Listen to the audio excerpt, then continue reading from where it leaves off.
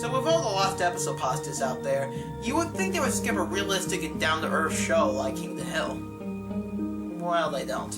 Well, you would hope at least they would make an original kind of story for us to enjoy and be horrified by. It's kind of in the middle. For what it is, it's at least half decent. It's about a slightly demented version of the original pilot of King of the Hill. New things are inserted into the episode, like Hank throwing a baseball directly at Bobby, and him killing Peggy after he finds out that she tried to contact child services on him. At one point, the hyper-realistic card was thrown in, but in this story, it actually works a bit better because in the pasta, they claim that at the funeral scene for Peggy, she was drawn on a semi-hyper-realistic style. And considering that the series had drawn their character to look more realistic as opposed to the other characters in the other primetime slots, it's actually well placed into the story. Another thing is that the new scenes inserted into the video are mentioned to have raggy animation compared to the original. Well, in the first season, it was the beginning of how the characters in the animation was supposed to move and whatnot. It wasn't until season 2 that the animation was improved and looked more lively. When they say that the new scenes were raggy, I would think of animation from Mike Judge's earlier shorts in earlier series Beavis and Butthead. At one point, it seems that Hank was voiced by someone else after he killed Peggy, but arguably it could also be Mike Judge's normal voice or something like that. Also, if you had this earlier or later version of the pilot that doesn't exist anywhere else besides a few VHS tapes in some thrift stores, would you go to where they aired the series and ask for answers from the president of Cartoon Network Studios, only for him to take said tapes and for you to be told to get out? That's just plain stupid. I would have saved said tapes and shown it to other people or put it online, or put it in a safe or something at least. The bottom line, this is obviously not real, and besides, who puts the original unaired pilot onto 2 VHS tapes and puts in the Titanic VHS cover? I mean, that sounds like an accent to me. Well, while you guys enjoy the video, I'm gonna go and watch some King of the Hill. Warning, unless you have seen the official first episode of King of the Hill, this may be difficult for you to understand. We all know about the 1997 series King of the Hill. It is still airing on Cartoon Network's Adult Swim block, but I encountered something dark with this series sometime in late 2007. I was in a Goodwill store to buy some Nintendo 64 games, because that store normally has a good stock of retro games. However, I strolled over to the VHS section in the back, just then remembering that I owed a VCR. One of the first things I saw was the Titanic VHS tapes, the one that came in 2 tapes, but it was in one dust cover. I thought that would be a good movie for me and the wife, as she never had seen it before.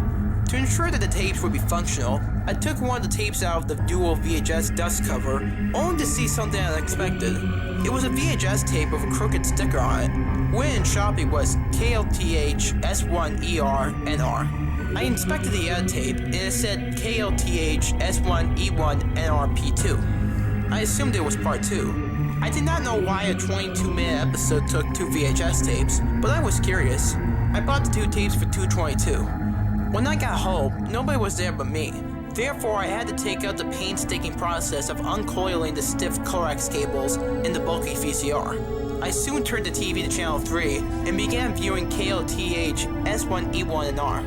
It had the regular opening of the first episode of King of the Hill, but without the music. It was just a silent camera panning over the city of Allen.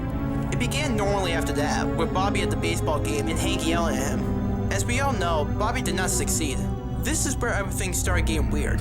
On the ride home, Hank, Peggy, and Bobby were completely silent, and this went on for about 3 minutes. No one was angry. No one had any expression, actually.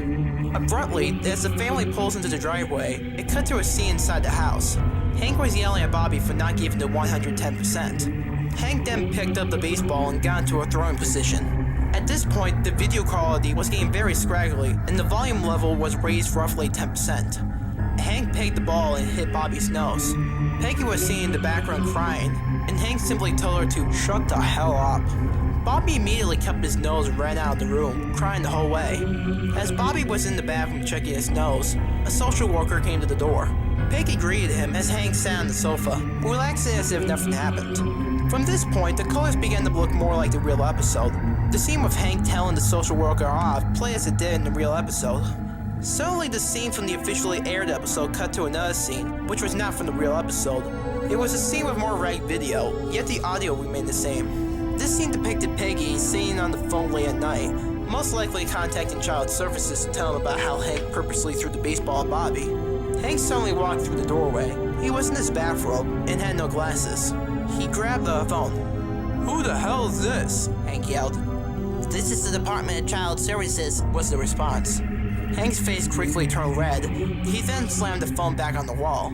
He grasped Peggy by the neck. "You're gonna get more of those trick boys over here to put me in prison and take my boy away?" The scene cut to Hank taking Peggy by the back of the neck down the hallway to the backyard. Hank took a propane tank off the grill and shoved the valve into Peggy's mouth. The video then went silent for a minute, simply showing the propane valve in Peggy's mouth. When the scene started moving again, Peggy's eyes slowly closed, and a voice was heard. "Look, Strickland, forgive me for using propane for this." The only problem was that when Hank said this, Hank didn't even sound like Mike Judge, the creator of the show who voiced Hank. It sounded like an older and deeper voice. The screen went black after this. I fast forwarded through the rest of the tape to make sure there was no more content after this. There was no more content of it. There was none. I just thought to myself, why so much wasted space? And at this point I was really shaken up. I went to grab a coffee. When I got back, I popped in the second tape. It was just a black screen. I fast forwarded to check for content, and eventually came across some stuff that was really starting to scare me. It was a funeral, but there were very few colors. There were only various forms of gray and black, and the colors of people's faces. It just did not seem like a real King of the Hill episode. The funeral was for Peggy. Attending was all of the Hill's neighbors, including some acquaintances such as Kine and John Redcorn. Even Hank was there, claiming that Peggy had committed suicide. As Peggy's coffin was lowered into the hole, it faded to an overhead view of it being lowered. This part really scared the shit out of me. It was a semi-hyper-realistic image of Peggy in the coffin. The reason I say semi is because it looked real, but still appeared to be drawn and not a real person. It was just a realistic cartoon after all. The scene then cut to Bobby, Hank, and Ladybird sitting on a porch. Bobby had a queasy face, and Hank had one hand on the propane tank that he used to commit the murder. Bobby turned to his father. Why did he do it, Dad?" he asked in a humble voice. "I don't know, son," Hank responded.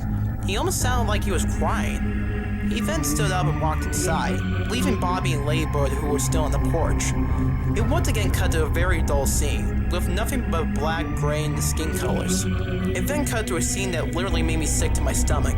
It was Hank, hanging from the ceiling, with a note pinned on him. It just stayed focused on him swinging back and forth for 2 minutes or so. It then cut to the ending credits with the normal outro and theme music. I was actually kind of laughing on the inside at the fact that the show was playing the regular ending credits after all that stuff happened. I was really more confused and creeped out at it. I went on some forums but found nothing about this episode. However, I came across someone on Yahoo Answers who had a similar occurrence as me. They received a similar tape at a thrift shop in Johns Creek County in North Georgia, a place about 20 miles away from where I got mine. I managed to get on AIM with this person, but I got no answers. I was really curious at this point, so I drove about 40 miles and went down to the Cartoon Network Internal Broadcasting headquarters. I knew that Fox Broadcasting made the show, but I assumed that Cartoon Network had every episode on record, as they aired them all. Beforehand, I did some research and figured out who was in charge of broadcasting King of the Hill. So I found a receptionist in the studio and demanded to talk to them. Apparently, though, I needed a guest pass of some sort. I was completely pissed off at this point, so I drove back home and put on my old sheriff's uniform. You see, I was a sheriff for Johns Creek County about 3 years ago.